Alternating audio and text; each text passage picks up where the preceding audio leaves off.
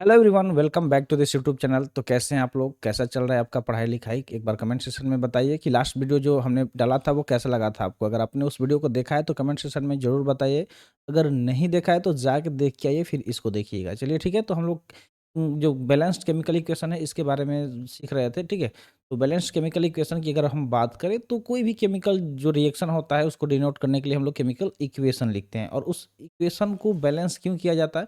क्योंकि हमने class 9th में पढ़ा था कि law of conservation of mass के बारे में, जिसमें ये बताया गया था कि जो मास है ना तो उसे क्रिएट किया जा सकता है, ना ही उसे डिस्ट्रॉय किया जा सकता है। ठीक है, किसी भी केमिकल रिएक्शन में। इसी वजह से जो total mass of the elements जो है किसी भी प्रोडक्ट ऑफ केमिकल रिएक्शन, ठीक है, कोई अगर केमिकल रिएक्शन होता है तो उसके प्रोडक्ट का या फिर जो उसमें रिएक्टेंट है उसको इक्वल रखना जरूरी है।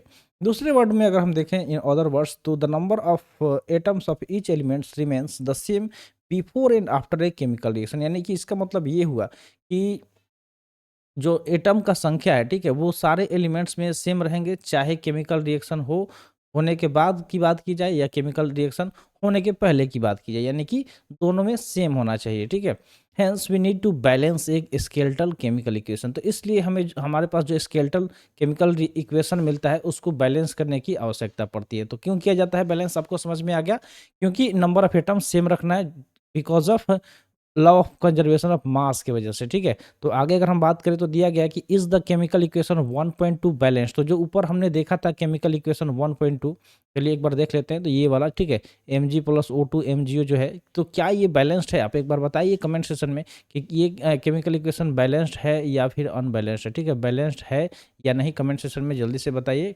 देखते हैं कि आपको पता चल पाता है या नहीं। ठीक है, एक बार इसको देखिए और बताइए कमेंट सेक्शन में जल्दी से कि क्या ये केमिकल इक्वेशन यानी कि 1.2 जो है ये बैलेंस्ड है या नहीं है। ठीक है, चलिए आगे बढ़ते हैं। तो दिया गया है कि let us learn about balancing A chemical equation step by step. तो अब हम लोग एक एक करके जो भी स्टेप है जिसके कैसे हम लोग केमिकल इक्वेशन को बैलेंस करते हैं वो हम लोग सीखने वाले हैं। तो अगर हम बात करें तो the word equation of activity 1.3 में बी प्रेजेंटेड एज। तो जो वर्ड इक्वेशन था एक्टिविटी की अगर बात करें 1.3 का, तो वो किस तरीके से हम लोग लिख सकते हैं? तो यहाँ पे दिया गया कि जिंक को किसके साथ रिएक्ट कराए थे? सल्फ्यूरिक एसिड के साथ। ठीक है, जिंक को क्या किए थे? सल्फ्यूरिक एसिड के साथ रिएक्ट कराए थे। तो जैसे ही हमने जिंक को सल्फ्यूरिक एसिड के साथ रिएक्शन कराया था, तो उसके बाद हमें प्रोडक्ट के रूप में क्या मिला था? तो प्रोडक्ट के रूप में हमें जिंक सल्फेट मिला था। क्या मिला था? जिंक सल्फेट मिला था और हाइड्रोजन गैस का इवोल्यूशन हुआ था। वहाँ पे क्या हुआ था? हाइड्रोजन गैस का इवोल्यूशन हुआ था। तो ये जो है वर्ड फॉर्म में लिखा गया। ठीक है, ये जो इक्वेशन है वर्ड फॉर्म में लिखा गया। अगर इसको हम इसके फॉर्मूला में लिखें, ठीक है, केमिकल इक्वेशन के रूप में इसको लिखने का कोशिश करें तो कैसे लिखेंगे? तो दिया गया Zn प्लस H2SO4, यानी कि जिंक जो है उसको Zn से डिनोट करते हैं। किससे डिनोट करते हैं? तो Zn से डिनोट करते हैं। सल्फ्यूरिक एसिड का फॉर्मूला क्या होता है? तो H2SO4 होता है। तो जो जिंक है वो SO रिएक्शन करके क्या हुआ कि SO4 के साथ मिल गया, तो जिंक SO4 बनाया और हाइड्रोजन गैस जो यहाँ था वो क्या हुआ? यहाँ से इसका इवोल्यूशन हुआ। तो इस तरीके से हमने लिखा, ये 1.3 इसका एक नाम दे दिया गया। इसका काम आगे आएगा। ठीक है, नाम किस लिए दिया गया? ताकि आगे हमें समझने में काफ़ी ईजी होगा। ठीक है, इस वजह से इसमें नाम दिया गया है।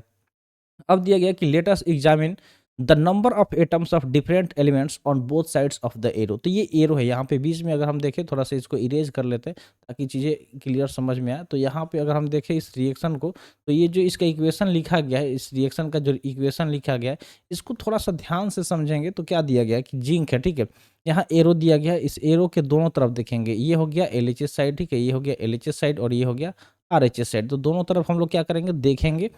तो यहाँ पे देखिए इसमें क्या-क्या पार्टिसिपेट कर रहा है? जिंक पार्टिसिपेट किया है, हाइड्रोजन, सल्फर और ऑक्सीजन। तो ठीक है, तो नंबर ऑफ एटम दिया गया है LHS साइड में। तो LHS साइड में जिंक का संख्या कितना है? 1 जिंक दिया गया है, यहाँ आप देख सकते हैं। इसी तरीके से हाइड्रोजन H2 यानी कि 2 हाइड्रोजन है। ठीक है, तो हाइड्रोजन कितना दिया गया है? 2 दिया गया है।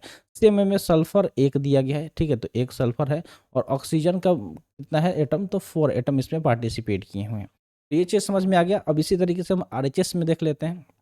तो जिंक इस आरएचएस में कितना है? 1 है। ठीक है, उसके बाद अगर देखें तो हाइड्रोजन क्या है? तो 2 है। ठीक है, और SO4 कितना है? सल्फर कितना है? 1 है। सल्फर 1 है और ऑक्सीजन क्या है? 4 है। ठीक है, ऑक्सीजन क्या है? 4 है। तो ये चीज़ आप यहाँ पे देख लिए। तो इसको अगर आप ध्यान से देखें तो सब कुछ आपको क्या हो रहा है? सेम सेम मिल रहा है। ठीक है, सेम सेम मिल रहा है। अगर एक बार ध्यान से आप इसको देखेंगे तो दोनों ही तरफ क्या है? LHS और RHS में इधर भी 1 है, इधर भी 1 है, यानी कि ये सेम हो गया। ठीक है, तो कट करिए, इधर भी 2 है हाइड्रोजन, इधर भी 2 है, ठीक है। इधर भी सल्फर 1 है, इधर भी सल्फर 1 है और ऑक्सीजन भी 4 है, ऑक्सीजन 4 है। तो दोनों तरफ क्या है, सेम हो गया। तो इसका मतलब क्या हुआ कि ये जो है बैलेंस्ड हो गया, ठीक है। तो ये क्या हो गया, बैलेंस्ड हो गया। आगे चलिए हम लोग बात कर लेते हैं इसी के बारे में। तो दिया गया है कि as the number of atoms of each element is the same on both sides. तो जैसा कि हमने देखा कि यहाँ पे क्या हो रहा था कि जो नंबर ऑफ एटम्स है, जो नंबर्स ऑफ एटम्स है वो क्या है, ईच साइड यानी कि दोनों ही तरफ क्या है, सेम है, same on both sides of arrow, जो इक्वेशन 1.3 दिया गया है। इसलिए हम लोग यहाँ पे नाम दिया गया था, ताकि आगे हम लोग जब इसको समझेंगे तो आसानी से हमें समझ में आएगा। तो यही चीज़ दिया गया है कि ये क्या है, इक्वल है, इस वजह से ये क्या हो जाएगा, बैलेंस्ड केमिकल इक्वेशन हो जाएगा। तो ये क्या होगा, बैलेंस्ड केमिकल इक्वेशन हो गया। तो आपको पहचान करने आ गया कि किस तरीके से पहचानना है। तो इस तरीके से आप एक बॉक्स बनाइएगा, उसमें जो भी एलिमेंट पार्टिसिपेट कर रहा है लाइन से लिख लीजिएगा दोनों ही तरफ का। उसके बाद उसमें नंबर ऑफ एटम एलएचएस में कितना है, आरएचएस में कितना है, जब इसको राइट डाउन करेंगे तो आपको समझ में आ जाएगा। और उसमें जब इधर उधर होगा तो उसको बैलेंस करना होगा, जो कि हम लोग आगे बैलेंस करेंगे। तो यहाँ पे एक दिया गया है, क्या दिया गया है इसको समझते हैं। तो दिया ये गया है कि let us try to balance the following chemical equation. तो हम लोग एक कोशिश करते हैं, एक यहाँ पे केमिकल इक्वेशन दिया गया है, अगर इसकी बात करें तो इसको हमें क्या करना है, बैलेंस करने का कोशिश करना है, जो कि कौन सा है, तो 1.4 है, ठीक है।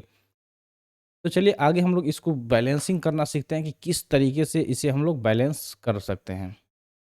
तो पहले हम लोग चलते हैं उस, चलिए आगे हैं इस स्लाइड पे। अगर स्लाइड की बात करें तो यहाँ पे आ चुके हैं। अब इसमें स्टेप वाइज हम लोग सीखेंगे, ठीक है। एक एक करके स्टेप वाइज दिया गया है कि किस स्टेप को फॉलो करना है, पहले क्या करना है।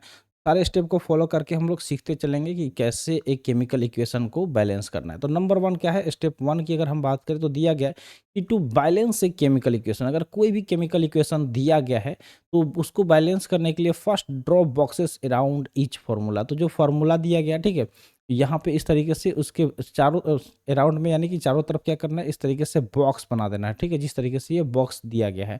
उसके बाद क्या करना है, do not change anything inside the boxes while balancing the equation. तो उसके बाद आपको क्या करना है कि इस बॉक्सेस में कोई भी परिवर्तन नहीं करना है, कोई भी चेंजिंग नहीं करना है। कब, जब आप उस इक्वेशन को बैलेंस कर रहे हो, ठीक है। इसका भी नाम देखिए यहाँ पे दिया गया 1.5। तो नाम पे फोकस करना है कि ये इसका नाम दिया गया, क्योंकि आगे जब एग्जाम्पल आएगा तो वहाँ पे आपको देखना होगा कि क्या नाम दिया गया है, ठीक है। तो ये चीज़ आपको समझना होगा।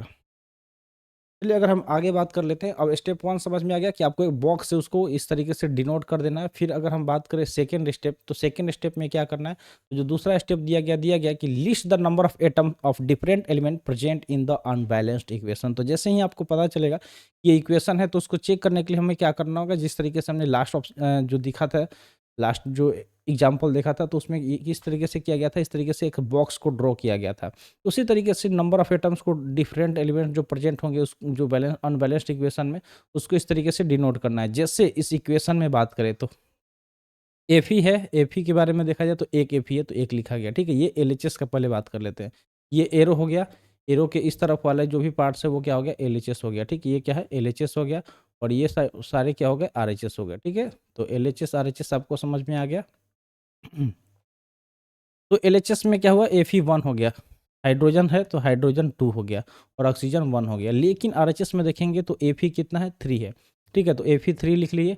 हाइड्रोजन कितना है, तो यहाँ पे 2 दिया गया, ठीक है। और क्या है, ऑक्सीजन, तो ऑक्सीजन 4 है। तो यहाँ पे सीधे दिख रहा है कि आप एक है, 3 है, सीधे डिफरेंस 2 है, इक्वल है, लेकिन 1 है और 4 है। तो इसको बैलेंस करना होगा, यानी कि सबको बराबर करना होगा। तो कैसे बराबर करेंगे, तो इसके बाद हम सेकेंड में हमने चेक कर लिया कि कौन सा कितना ज़्यादा है।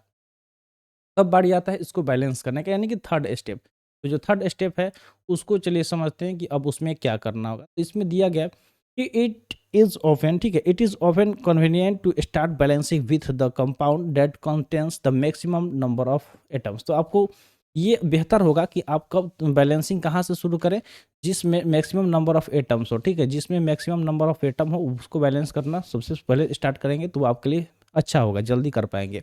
It may be A reactant और ए प्रोडक्ट। तो कुछ भी हो सकता है, चाहे वो रिएक्टेंट हो या फिर प्रोडक्ट हो, दोनों में से कोई भी जिसके पास ज़्यादा एटम हो। जैसे कि हमने यहाँ पे देख रखा है कि ये ऑक्सीजन में इधर 1 है लेकिन इधर 4 है। तो पहले 4 जो 4 नंबर ऑफ एटम 4 जिसके पास है उसको हम लोग पहले क्या करेंगे, बैलेंस करने का कोशिश करेंगे। आगे अगर हम बात करें तो आगे क्या दिया गया, तो दिया गया इन दैट कंपाउंड, तो उस कंपाउंड में देखना होगा कि select the element which has the maximum number of atoms. तो उस कंपाउंड में आपको चेक करना होगा कि कौन सा एलिमेंट है जिसके जो एटम है वो ज़्यादा है। यूजिंग दिस क्राइटेरिया, तो इस क्राइटेरिया को फॉलो करके हम लोग यहाँ पे क्या सिलेक्ट करेंगे, वी सिलेक्ट Fe3O4, ठीक है। तो Fe3O4 को सिलेक्ट करेंगे and the element oxygen in it.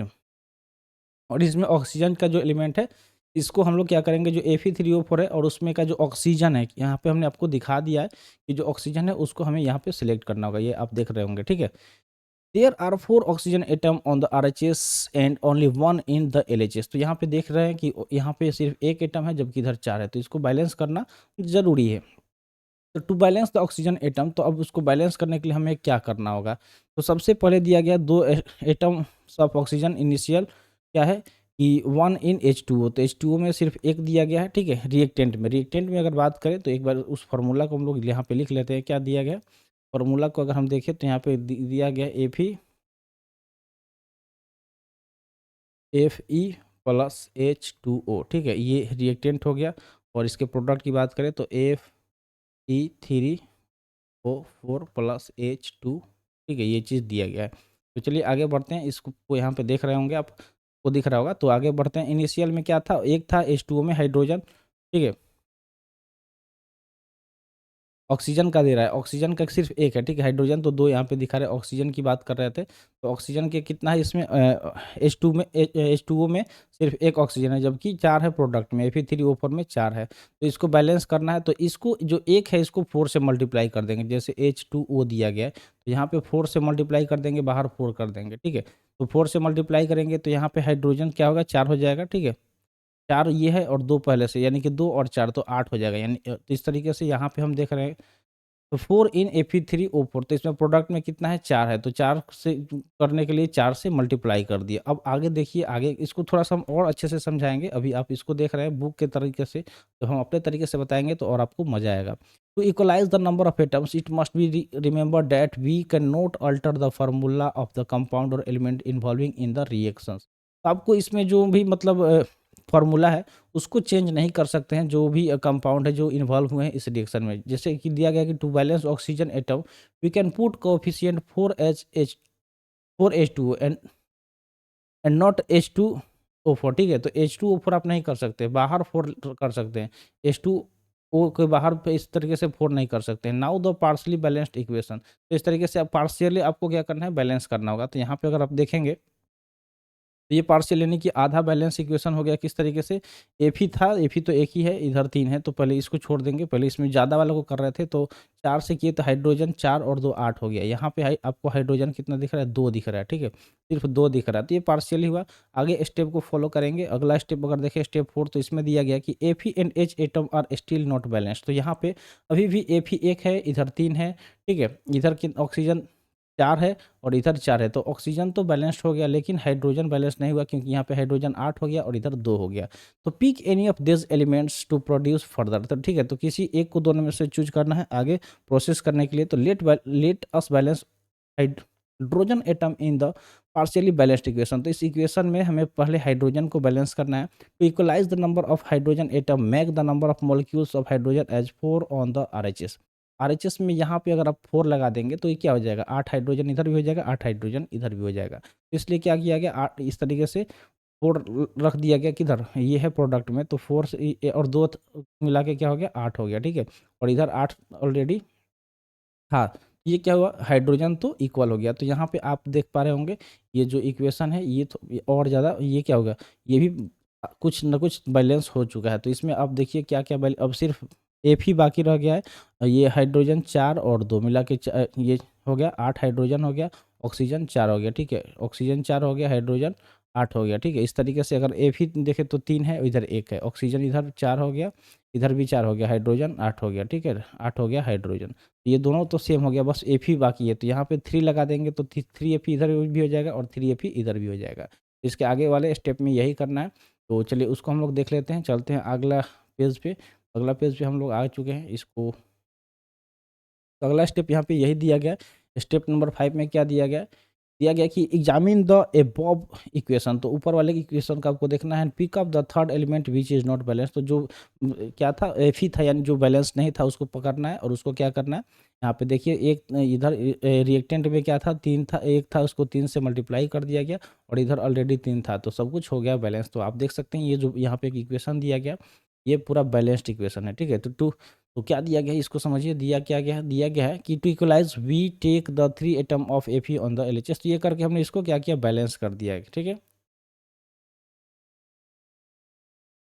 जो कि यहाँ पे आप पूरा देख सकते हैं, जो बैलेंस है ये यहाँ पे दिया गया है और यहाँ पे लिख भी दिया गया कि ये क्या, कौन सा इक्वेशन है, तो ये बैलेंस्ड इक्वेशन। बैलेंस कैसे हो गया, इधर 3 जब हम यहाँ पे पुट किए हुए हैं, तो ये 3 जब जैसे हमने किया, तो ये इधर भी Fe3 हो गया और 4 to 8 हो गया हाइड्रोजन, 4 हो गया ऑक्सीजन, यहाँ पे Fe3 था, ऑक्सीजन 4 और हाइड्रोजन 8, इस तरीके से ये बैलेंस्ड इक्वेशन हो गया। तो समझ में आ गया किस तरीके से बैलेंस करना है, सबसे पहले ज़्यादा एटम वाले को करेंगे, फिर उससे कम, फिर उससे कम कोशिश करेंगे, और दोनों तरफ एलएचएस और आरएचएस में क्या मल्टीप्लाई करके कैसे करना है वो आपको थोड़ा-सा दिमाग लगाना होगा। तो आगे बढ़ते हैं, थोड़ा-सा सोचिएगा खुद, वो हो जाएगा। दिया गया कि the number of atoms of elements on both side of equation 1.9, तो इसमें क्या दिया गया है कि जो दोनों तरफ के एटम्स हैं आर इक्वल, अब क्या हो गए हैं, इक्वल हो चुके हैं, ठीक है, सारे के सारे बराबर हो गए हैं। This equation is now balance, तो इससे क्या हुआ, जैसे ही एटम बराबर हुए वो इक्वेशन बैलेंस्ड हो गया। तो बैलेंस इक्वेशन में क्या होगा कि जो भी रिएक्टेंट या प्रोडक्ट जो भी चीज़ होगा उसके एटम बराबर हो जाएंगे, तो वो इक्वेशन क्या हो जाएगा, बैलेंस्ड हो जाएगा। This method of balancing chemical equation is called heat and trial method. तो जब भी आपसे पूछा जाए कि हीट एंड ट्रायल मेथड किस का इस्तेमाल करके आपको किसी भी केमिकल इक्वेशन को बैलेंस करना है, तो आप इस तरीके का इस्तेमाल कर सकते हैं। As we make trial to balance the equation by using the smallest whole number coefficient, तो हम लोग क्या किए थे, ट्रायल किए थे बैलेंस करने के लिए किसी भी इक्वेशन को स्मॉलेस्ट होल नंबर कोफिशिएंट लेकर। अब आगे दिया गया स्टेप 7, स्टेप 7 में क्या दिया गया इसको समझते हैं। तो स्टेप 7 में क्या दिया गया है, चलिए इसको समझते हैं। तो दिया गया है कि carefully examine the above balanced equation 1.9।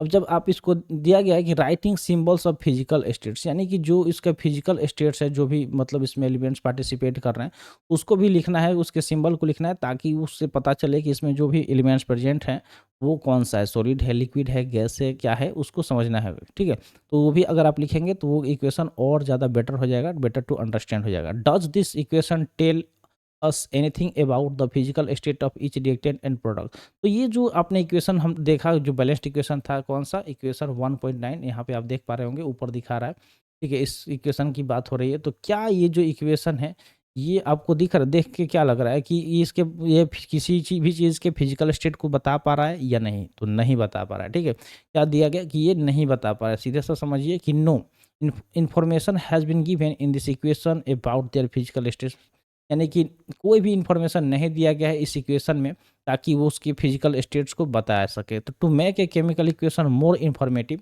The physical states of reactants and products are mentioned along with their chemical formula. तो केमिकल फार्मूला के साथ उसके फिजिकल जो प्रोडक्ट हो गया या रिएक्टेंट, उसके क्या करना है कि और ज़्यादा इन्फॉर्मेटिव, ज़्यादा उसको इन्फॉर्मेटिव समझने के लिए, करने के लिए आपको उसमें क्या करना होगा, उसके फिजिकल स्टेट्स को दर्शाना होगा, ठीक है। तो कैसे दर्शाएंगे वो भी चीज़ जानना है। जैसे कि अगर कोई भी स्टेट्स कौन कौन से होते हैं, तो gaseous, liquids, aqueous and solid states of reactants are and products are represent, जो भी है इसको किस तरीके से रिप्रेजेंट किया जाता है। तो जी से क्या हो गया, गैस हो गया, एल से क्या हो गया, लिक्विड हो गया, एस क्यू से हो गया एक्वस, जो वाटर में सोलबल होता है उसको एक्वस बोलते हैं, एस फॉर सॉलिड हो गया, ठीक है। तो इस तरीके से हम क्या करेंगे, इसको रिप्रेजेंट करेंगे। The word a q is written in aqueous is written in a q, ठीक है, इफ द रिएक्टेंट और product is present as a solution in the water. तो कोई भी रिएक्टेंट या प्रोडक्ट जो वाटर सोलबल हो उसको ए क्यू लिखेंगे, इस तरीके से क्या लिखेंगे, ए क्यू लिख देंगे इस तरीके से ब्रैकेट में। जो केमिकल इक्वेशन था, बैलेंस्ड केमिकल इक्वेशन 1.9 जो हमने देखा था, वो किस तरीके से, जब इसमें भी इसके फिजिकल स्टेट को दर्शाना होगा तो ये इस तरीके से हमें दिखाएगा, जो कि 1.10 में आप देख पा रहे हो। तो ये सॉलिड हो गया, Fe क्या हो गया, सॉलिड हो गया, ठीक है। ये H2O क्या हो गया, गैस हो गया, ठीक है। हाइड्रस ऑक्साइड क्या हो गया, ठीक है, ये गैस हो गया, ठीक है। Fe3O4 क्या हुआ, सॉलिड में हो गया, तो S लगा देंगे। और H2 यानी कि हाइड्रोजन गैस हो गया, तो यहाँ पे G लगाया गया, ठीक है। तो इसमें S स्टैंड फॉर सॉलिड, ठीक है, S स्टैंड फॉर सॉलिड हो गया, जी स्टैंड फॉर गैस हो गया, ठीक है, जी स्टैंड फॉर गैस हो गया। उसके अलावा अगर देखें तो एल स्टैंड फॉर क्या होगा, liquid, L stand for liquid हो जाएगा। और इसी तरीके से ए क्यू स्टैंड फॉर एक्वस, ठीक है, क्या हो जाएगा, ए क्यू स्टैंड फॉर ये चीज़ आपको समझ में आना चाहिए। यहाँ तक चीज़ें समझ में आ गया। चलिए आगे बढ़ते हैं। दिया गया है कि नोट दैट, ठीक है, नोट दैट द सिंबल, जो यहाँ पे सिंबल दिया गया उसके बारे में, G is use with H2O to indicate that in this reaction water is used in the form of steam। तो यहाँ पे जो H2O है उस वो क्या है, H2O का मतलब क्या होता है, वाटर। वाटर क्या है, लिक्विड फॉर्म में होता है। तो लेकिन यहाँ पे जो H2O का इस्तेमाल किया गया, यहाँ पे जो H2O का इस्तेमाल किया गया, इसको तो बेसिकली वाटर ही बोला जाता है, जो कि किस फॉर्म में होता है, लिक्विड फॉर्म में होता है। लेकिन यहाँ पे किस फॉर्म में दिखाया गया है, जी, यानी कि गैसियस फॉर्म में दिखाया गया है। क्यों? क्योंकि ये स्टीम के फॉर्म में है, ठीक है, ये स्टीम के फॉर्म में है। स्टीम यानी कि भाप, ठीक है, स्टीम यानी कि भाप के फॉर्म में, इस वजह से इसको गैस दिखाया गया। तो भाप क्या होता है, वो गैस के फॉर्म में होता है, ऊपर उड़ के ये चीज़ आपको ध्यान में रखना है, ठीक है। Usually physical states are not included in a chemical equation unless it is necessary to specify. तो आप मतलब ये अगर देखा जाए तो जो फिजिकल स्टेट्स है इसको इंक्लूड नहीं भी करेंगे केमिकल इक्वेशन में, जब तक वो पूछा ना जाए तो उसका कोई वो नहीं है, लेकिन आपको समझने के लिए ये चीज़ दर्शाना होगा। Sometimes the reaction conditions such as temperature, pressure, catalyst, etc. for the reaction are indicated above and और below the arrow in the equation. जैसे कि बहुत बार क्या होता है कि अगर कोई रिएक्शन है उसमें कैटलिस्ट का इस्तेमाल किया जा रहा है, टेम्परेचर बढ़ाया घटाया जा रहा है, प्रेशर बढ़ाया घटाया जा रहा है, तो उसमें उस चीज़ को डिनोट करने के लिए हमें उसमें लिखना होता है एरो के नीचे, जो कि यहाँ पे एक इक्वेशन दिया गया है। उस इक्वेशन के थ्रू आपको समझ में आ गया है, ठीक है। तो जैसे कि यहाँ पे एक एग्जाम्पल है, समझिए, CO, कार्बन ऑक्साइड, ठीक है, ये क्या हो गया, गैस है, H2 गैस हो गया। इसमें क्या है, 340 ग्राम एटीएम लगाया गया, 340 एटीएम का इस्तेमाल किया गया है। एट ठीक है, एटीएम का इस्तेमाल करके CH3OH बनाया गया, ठीक है, CH3OH बनाया गया। यहाँ पे L यानी कि लिक्विड हो गया, ठीक है। इसी तरीके से 6CO2 की बात करें तो ये एक्वस हो गया, एक्वस यानी कि वाटर सोल्युबल हो गया। H2 वो क्या होगा, लिक्विड फॉर्म में हो गया, वाटर हो गया। ये किसके प्रेजेंट में हो रहा है, तो ये सनलाइट यानी कि धूप के प्रेजेंट में, और यहाँ पे क्लोरोफिल होना चाहिए। तो ये आप फोटोसिंथेसिस पढ़े होंगे, क्या होंगे, फोटोसिंथेसिस का प्रोसेस यहाँ पे दिया गया, ठीक है। यानी कि जिस प्रोसेस के थ्रू जो भी प्लांट्स वगैरह होते हैं अपने खाना बनाते हैं, में क्लोरोफिल प्रेजेंट होता है। तो ये क्या करता है, हमें ग्लूकोज प्रोवाइड करता है, उसके अलावा जल है, ठीक है, ग्लूकोज प्लस वाटर क्या करता है, ये हमें देता है। तो वाटर और ग्लूकोज देता है। जब ये क्या होता है, जब सनलाइट पड़ता है क्लोरोफिल के प्रेजेंस में, तो क्या होता है, ये टूट के हमें ग्लूकोज और वाटर देता है, ठीक है, और यहाँ पे ऑक्सीजन भी देता है, ठीक है, यहाँ पे ऑक्सीजन भी दे रहा है। ये भी चीज़ आपको ध्यान में रखना होगा। ऑक्सीजन हो गया, ग्लूकोज यहाँ पे दिया गया है, और वाटर, ये सब चीज़ दे रहा है, ठीक है। तो इसमें कैसे हो रहा है, तो ये सनलाइट प्रेजेंट है, तो जो भी चीज़ें कभी कभी वो चीज़ हमें दिखाना होता है। तो using this step you can balance equation 1.2 given in the text earlier. तो जो यहाँ पे दिया गया इक्वेशन 1.2, उसको क्या करना है कि टेक्स्ट में जो पहले दिया गया उसको आप इस स्टेप्स का यूज़ करके आप उसको बैलेंस कर सकते हैं। यहाँ तक चीज़ें समझ में आ गया। आगे हम बढ़ते हैं। अगर आगे हम बात करें तो यहाँ पे अब ये चैप्टर आई थिंक खत्म हो गया। ये खत्म नहीं हुआ गाइस, अभी तो बहुत चीज़ है। यहाँ तक चीज़ें खत्म हो गया। अब यहाँ पे कुछ क्वेश्चंस दिए गए हैं, ठीक है। क्वेश्चन को हमें समझना है, तो इसको थोड़ा सा साइड में कर।